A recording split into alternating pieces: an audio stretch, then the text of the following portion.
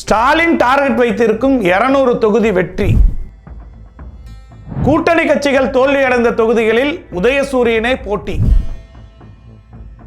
கூட்டணி கட்சிகளுக்கு எந்தெந்த தொகுதி எத்தனை தொகுதி என்பதை இறுதி செய்துள்ளார் Stalin.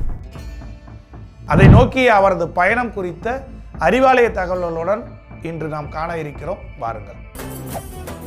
மெரிபா panneer soda, I trust மெரிபா.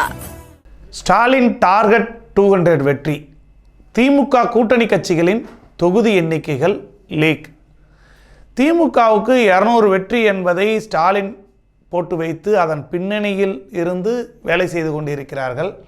கூட்டணி கட்சிகளுக்கு இவ்வளவுதான் சீட் என்று.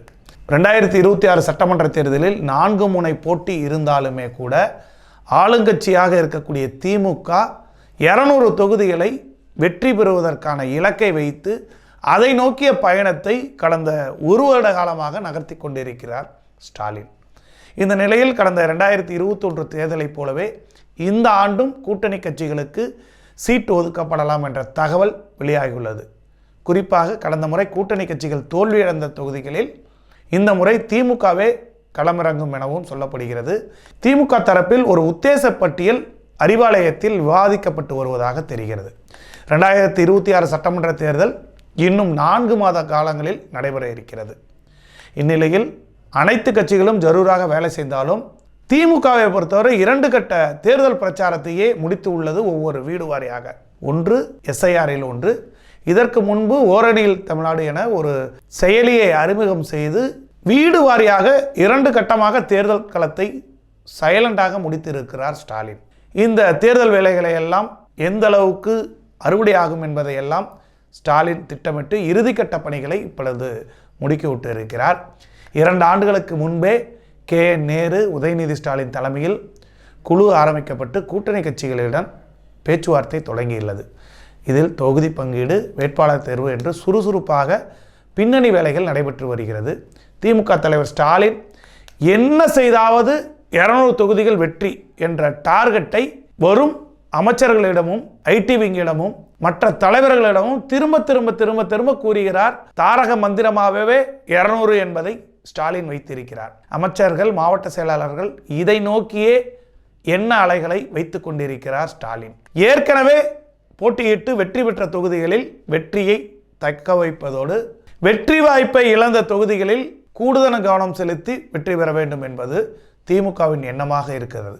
அதாக வெற்றி பெற்ற தொகுதிகளுக்கு ஒரு ஃபார்முலா, தோல்வியடைந்த தொகுதிகளுக்கு ஒரு ஃபார்முலா என அமைச்சர்கள், மாவட்ட செயலாளர்களிடம் தனித்தனியாக வேலை வாங்கி கொண்டிருக்கிறது திமுக தலைமை. இது மட்டுமல்லாமல் திமுக தலைவர் ஸ்டாலின் அதிமுக உள்ளிட்ட கட்சிகளில் அதிருப்தியில் இருக்கும் சீனியர்கள், மாவட்ட செயலாளர்கள், MLAக்கள், முன்னாள் MLAக்கள் மட்டுமல்ல, உள்ளூர் நிர்வாகிகளாக இருந்தாலும் அவர்களை திமுகவில் இணைக்க வேண்டும் என உத்தரவு போட்டு அந்த வேலைகளும் ஜரூராக நடந்து கொண்டிருக்கிறது.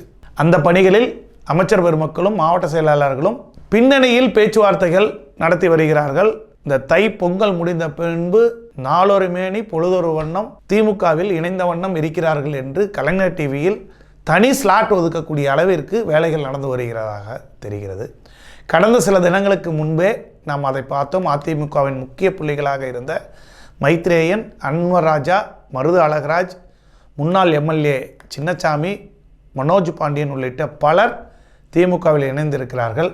இப்பொழுதெல்லாம் விழாக்காலங்களாக இருப்பதால் சிறிது ஓய்வை கொடுத்திருக்கிறார் ஸ்டாலின் இந்த இணைப்பு படலத்திற்கு. இது மட்டுமில்லாமல் கிளைக்கழக அளவில் திமுகவில் இணைக்கப்பட வேண்டும் மாற்றுக் கட்சியினரை என்று திமுக மாவட்ட செயலாளர்களுக்கு உத்தரவிட்டிருக்கிறார்.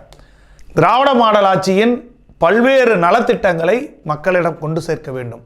ஒவ்வொரு வீட்டிலும் திராவிட மாடல் ஆட்சியின் நலத்திட்டங்கள் புகுந்திருக்கிறது. அதை தெள்ள தெளிவாக எடுத்துரைக்க வேண்டிய வேலையை திமுகவினர் கிளைக்கழகம் தொட்டு செய்ய வேண்டும் என தலைமை கழகம் அறிவுறுத்தி வருகிறது. அதேபோல் கடந்த முறை கூட்டணி கட்சிகளுக்கு ஒதுக்கி தோல்வியடைந்த தொகுதிகளில் இந்த முறை திமுக உதயசூரியன் சின்னத்தில் போட்டியிட திட்டமிட்டுள்ளது. இப்பொழுது கட்சிகள் வாரியாக எந்தெந்த அளவிற்கு போட்டியிட வாய்ப்புகள் இருக்கிறது என்று ஒரு லிஸ்ட் போட்டு வைத்துக்கொண்டு அறிவாலயத்தில் பேச்சுவார்த்தைக்கு இறங்க தயாராக இருக்கிறார்கள். அதில் கடந்த தேர்தலில் திமுகவின் கூட்டணி கட்சிகள் போட்டியிட்ட தொகுதிகளையும் அவர்களே எடுத்து வைத்துக்கொண்டு திமுக நேரடியாக 170 தொகுதிகளில் களமிறங்க காத்திருக்கிறது. அதேபோன்று காங்கிரஸ் கட்சிக்கு 25 தொகுதிகள் ஒதுக்கப்படலாம் எனவும் கூறப்படுகிறது. கடந்த ஆண்டை போலவே விடுதலை சிறுத்தைகள் மதிமுகவுக்கு 7 சட்டமன்ற தொகுதிகள், இந்திய கம்யூனிஸ்ட் கட்சி மார்க்சிஸ்ட் கம்யூனிஸ்ட் கட்சிக்கு தலா 5 தொகுதிகள் ஒதுக்கப்படலாம் என கூறப்படுகிறது. இந்திய யூனியன் முஸ்லீம் லீக், பாஜக, கொங்குநாடு மக்கள் தேசிய கட்சி, தமிழக வாழ்வுரிமை கட்சி, மக்கள் நீதி மையம் ஆகியவற்றிற்கு தலா 2 தொகுதிகளும், தனியரசு, தமீம் அன்சாரி, கருணாஸ் ஆகியோர் சேர்ந்தால் அவர்களுக்கு தலா 1 தொகுதியும் ஒதுக்கப்படலாம் என கூறப்படுகிறது. இதை வைத்தே திமுக கூட்டணி கட்சிகளுடன் பேச்சுவார்த்தையை தொடங்க உள்ளதாக அறிவாலய தகவல் வெளியாகி இருக்கிறது. இதில் எந்தவித மாறுபாடும் இல்லாமல் நீங்கள் பேசி முடியுங்கள் முதல் கட்டத்தை. அதில் ஏதேனும் பிரச்சனை இருந்தால் அதை என்னிடம் விட்டு விடுங்கள், நான் பேசுகிறேன். அதிகமாக கூட்டணி கட்சியினரின் மனம் நோகும்படி யாரும் பேசிவிடாதீர்கள். இந்த திமுக கூட்டணியை யாராலும் உடைக்க முடியாது. திமுக கூட்டணி என்பது இது வெற்றி கூட்டணி. திமுக ஆட்சிக்கு வந்த பின் அடுத்த முறை மீண்டும் ஆட்சிக்கு வந்ததாக சரித்திரம் இல்லை என்பதை தான் தலைவராக இருக்கும் பொழுது மாற்றி காட்ட வேண்டும் என திமுக தலைவர் முன்னெடுப்பு எடுத்து கூட்டணி கட்சிகளை எப்படி வழிநடத்த வேண்டும், எந்த கட்டம் வரை அமைச்சர் பெருமக்கள் பேச வேண்டும், முடியாதவர்களை நான் பேசிக்கொள்கிறேன் என ஒரு சகோதரத்துவத்துடன் ஸ்டாலின் ஒரு அஜெண்டாவை வைத்துக்கொண்டு திமுகவின் வெற்றி 200 என்ற இலக்கோடு 24 மணி நேரமும் ஸ்டாலின் உழைத்து கொண்டிருக்கிறார். பார்க்கலாம். திமுக மீண்டும் ஆட்சி அமைத்த சரித்திரம் இல்லை என்று கூறிக்கொண்டிருக்கக்கூடிய எதிர்க்கட்சியினருக்கு கலைஞரை விட மோர் டேஞ்சரஸ் ஸ்டாலின் என்று எதிர்க்கட்சியாலே கூறப்பட்ட ஸ்டாலின் அதை மாற்றி கட்டமைக்கப் போகிறாரா என்பதை பொறுத்திருந்து பார்க்கலாம். காத்திருப்போம், வாருங்கள். Meriba panneer soda. I trust மெரிபா.